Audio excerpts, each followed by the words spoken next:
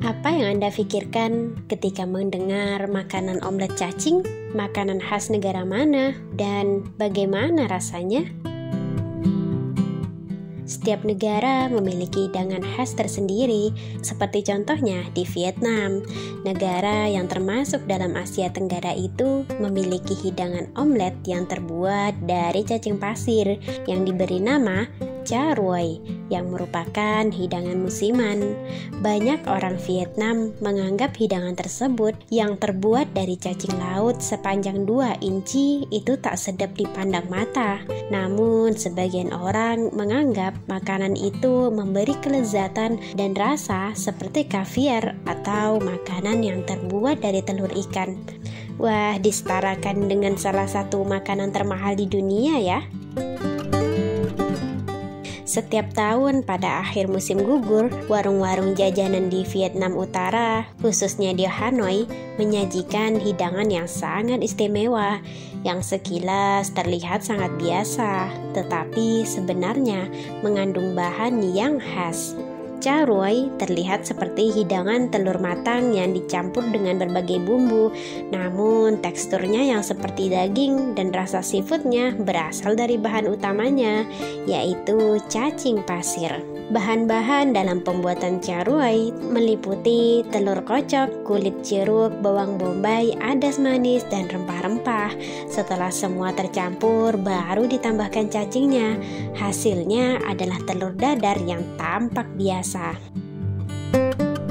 Cacing pasir atau biasa di sana disebut papolo tak hanya ada di Vietnam, tapi juga dapat ditemukan di sepanjang pantai di banyak negara yang berbatasan dengan Samudra Pasifik. Beberapa di antaranya adalah Cina, Jepang, Indonesia, dan Samoa. Wah, apakah Anda pernah mengkonsumsinya? Cacing pasir goreng itu juga bisa disajikan dengan roti panggang, dipanggang menjadi roti atau bahkan dimakan hidup-hidup. Namun makanan ini hanya bisa dikonsumsi oleh orang Vietnam sekitar 1 atau 2 bulan dalam 1 tahun karena ada hubungannya dengan kebiasaan kawin makhluk laut. Selain itu hanya sebagian cacing yang dapat dipanen dan dikonsumsi. Lalu apa cacing pasir itu? Cacing pasir terus hidup di dasar laut dan bisa mengalami epitoki atau proses pembentukan individu reproduktif beberapa kali dalam setahun. Karena itu, manusia hanya dapat memanen beberapa cacing yang terapung saja. Berabad-abad yang lalu, para nelayan dan petani tidak tahu kapan kumpulan cacing yang merayap akan muncul ke permukaan. Jadi, ketika mereka melihat, bisa dibilang itu adalah suatu keberuntungan. Orang-orang akan dengan sengaja melompat ke dalam air dan menangkap cacing sebanyak mungkin dengan menggunakan jaring atau bahkan tangan kosong. Wah, luar biasa pesona cacing-cacing ini.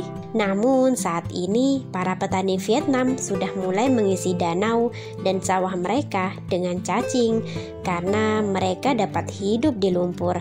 Saat cacing mulai muncul pada hari-hari tertentu, mereka akan mengeringkan danau mereka untuk memanen cacing-cacing tersebut karena cacing pasir telah menjadi sumber daya yang berharga baik di Vietnam dan Cina.